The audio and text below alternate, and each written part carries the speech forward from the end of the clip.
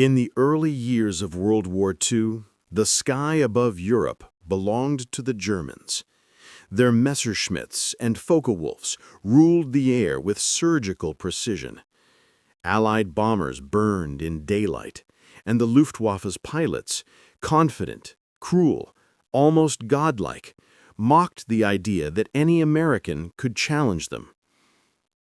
When the first U.S. bombers appeared over Europe in 1942, German interceptors tore through them like hawks through doves.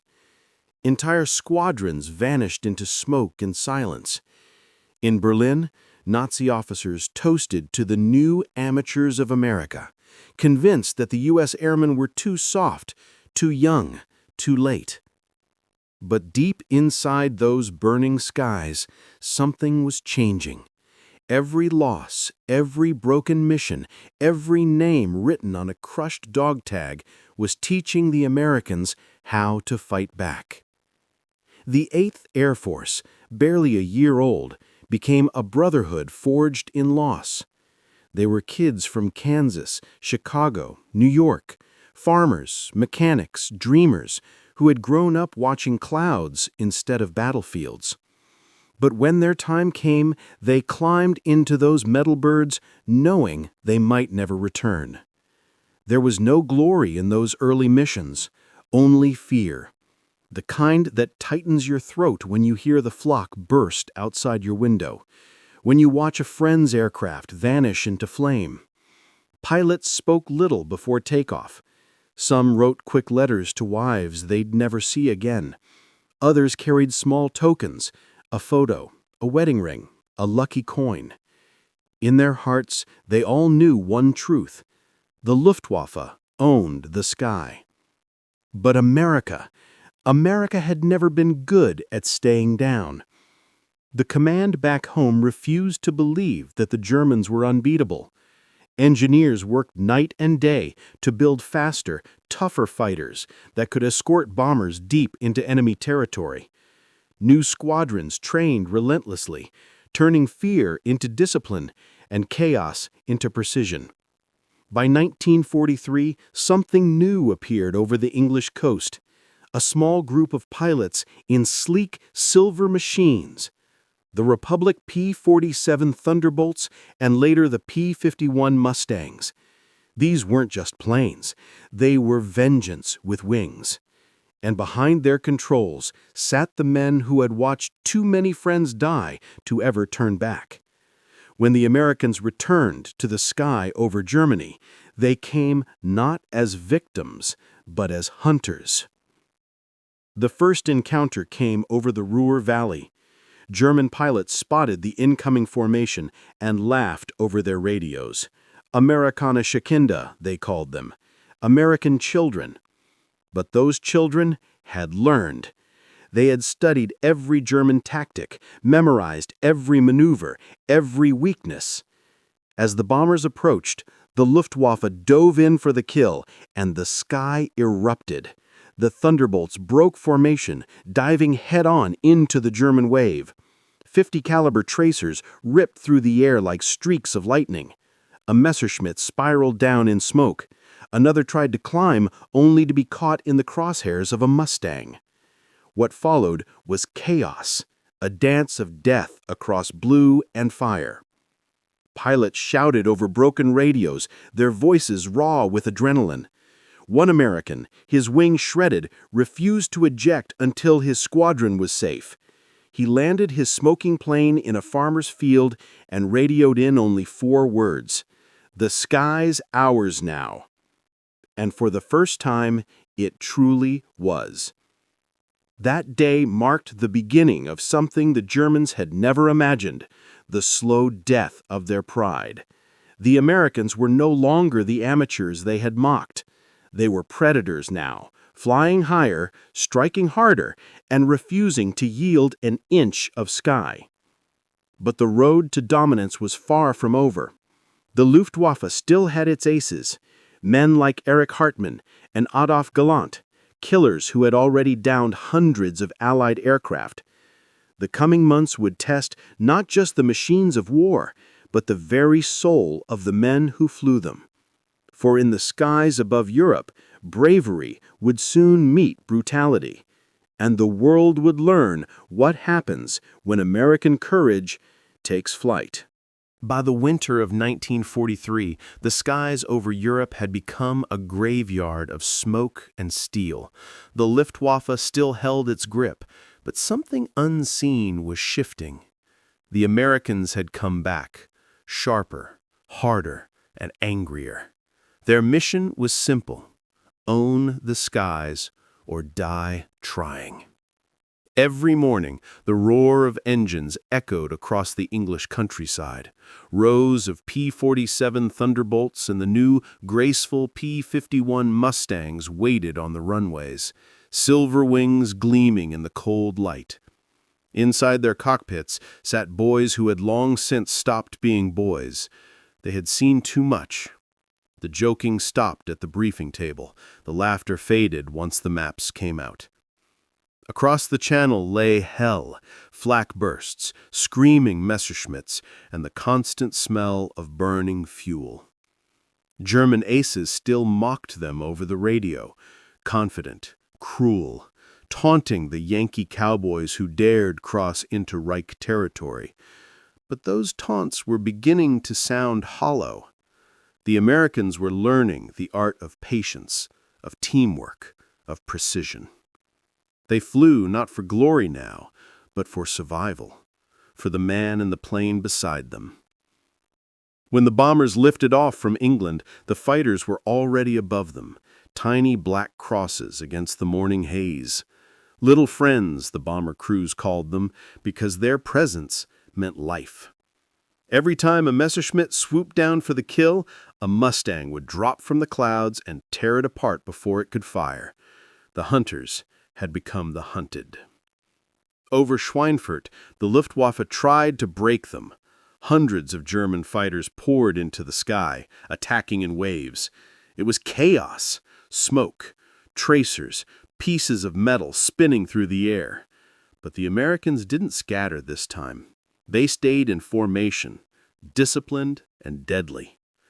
Captain Don Blakesley led his men through the storm, shouting, "Stay tight, boys! Give 'em hell!" He did.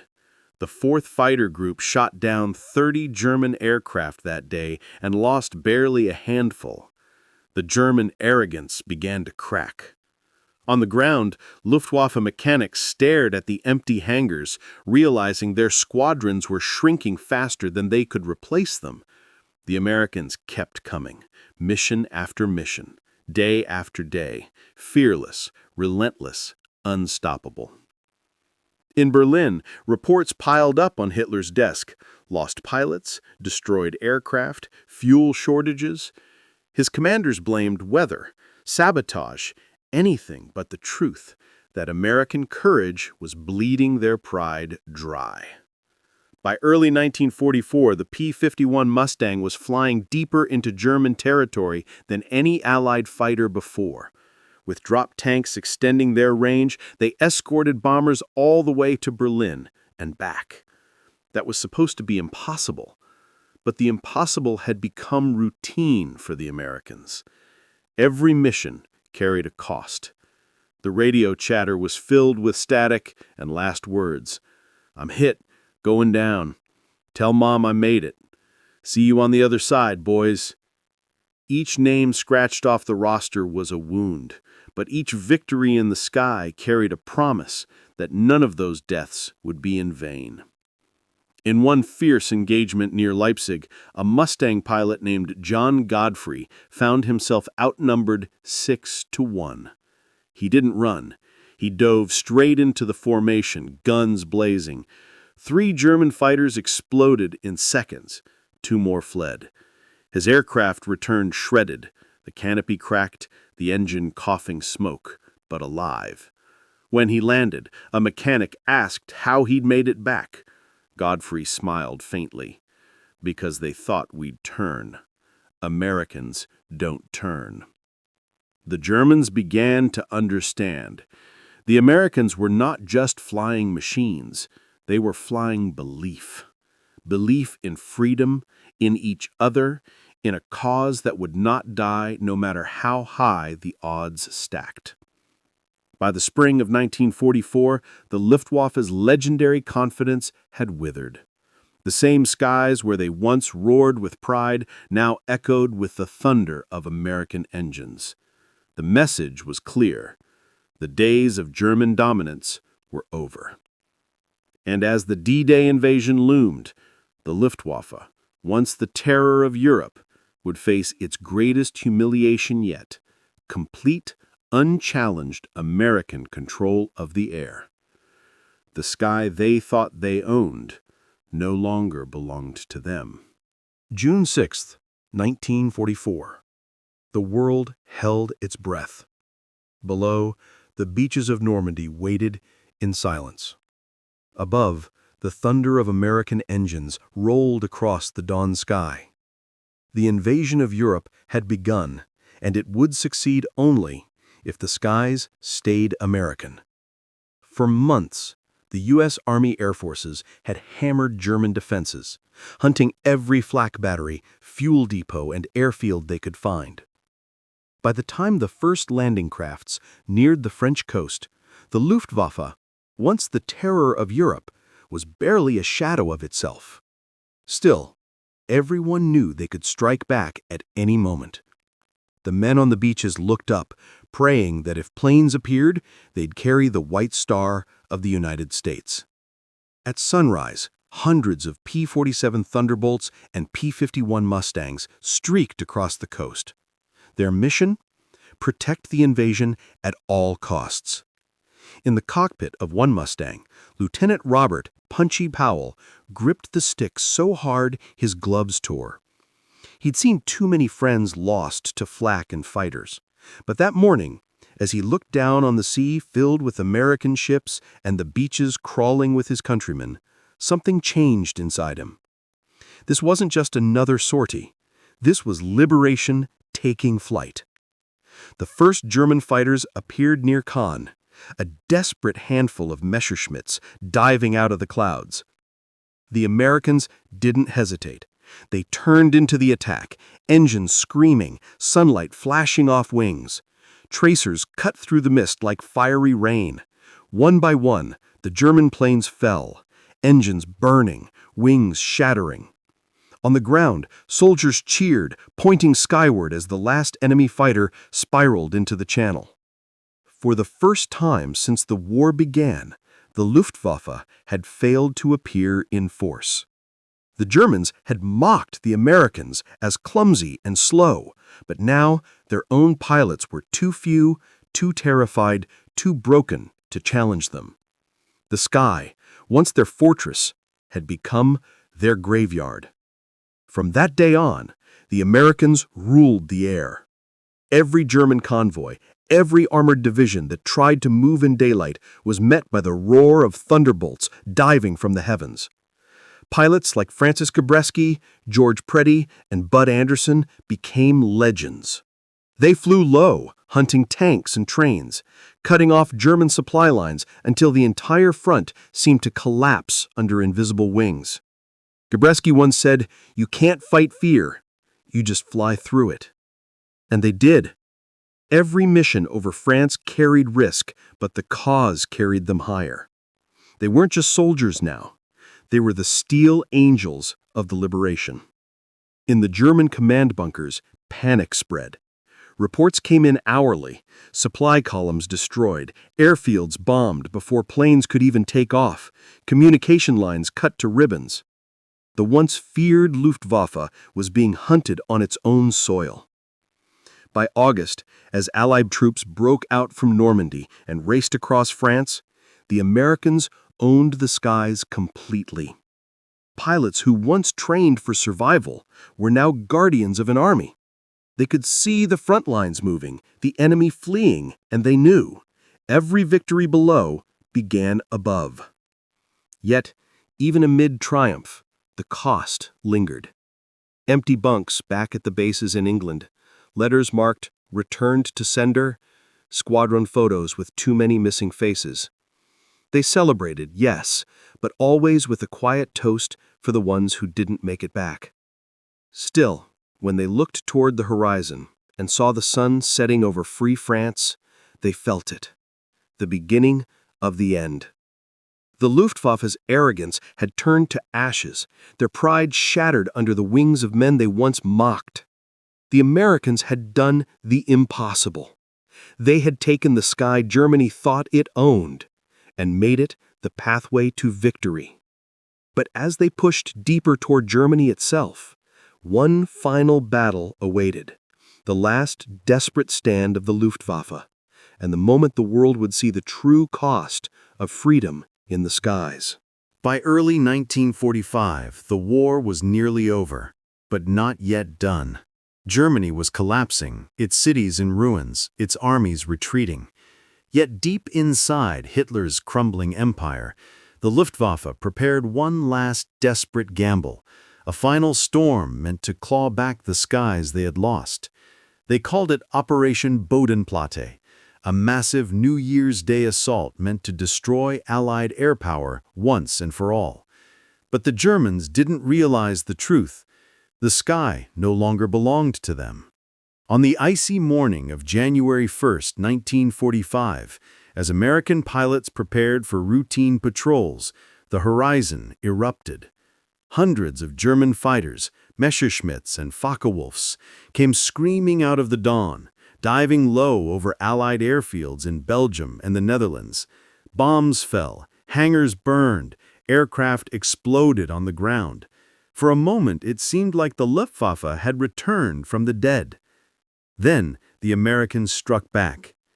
Within minutes, pilots who'd been sleeping in tents were racing for their planes, engines roaring to life amid fire and chaos.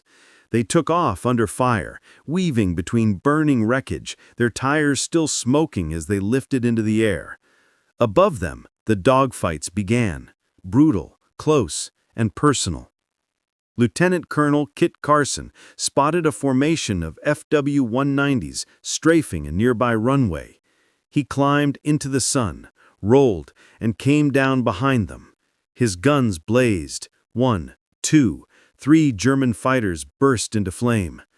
"They thought we were finished," he muttered into his oxygen mask. They were wrong. All across the front, the story was the same. American pilots, exhausted, freezing, often outnumbered, fought with a ferocity that defied reason. Hours later, when the smoke cleared, the Luftwaffe's last hope was gone. They had destroyed some Allied planes, yes, but they had lost hundreds of their own, along with the last of their veteran pilots. It was suicide disguised as strategy. After that day, the skies over Europe were silent. Germany had no more wings left to fight with. The once invincible Luftwaffe, the pride of Hitler's empire, had been broken by the very men they had mocked. From that point on, the Americans flew unchallenged. Their bombers poured into Germany in endless waves, striking at factories, fuel depots, railways. The cities that had once mocked naive American pilots now trembled under the endless roar of U.S. engines. And through it all, the fighter squadrons, the Mustangs, the Thunderbolts, the Lightnings watched over them like hawks. They weren't just protecting bombers now, they were finishing the war. When victory finally came in May 1945, it wasn't just a triumph of arms, it was a triumph of spirit. The Americans had faced the best the enemy had to offer, men trained from childhood to rule the skies. They had faced arrogance, skill, and terror, and answered it with courage, teamwork, and sacrifice. Many of those pilots never came home. Some vanished in smoke above Berlin. Others crashed into cold fields far from home. But their legacy never faded. They had turned the tide of the war, shattered the myth of German invincibility, and given the world back its freedom, one dogfight at a time. When the survivors returned, they didn't see themselves as heroes. They spoke little of what they had done. To them, it was duty, pure and simple. But history remembers them differently, because they didn't just win battles, they reclaimed the sky. And as the years passed, Whenever one of them heard the distant thunder of a jet overhead, they'd look up and smile. Because they knew the truth. The sky they thought they owned had always belonged to the brave.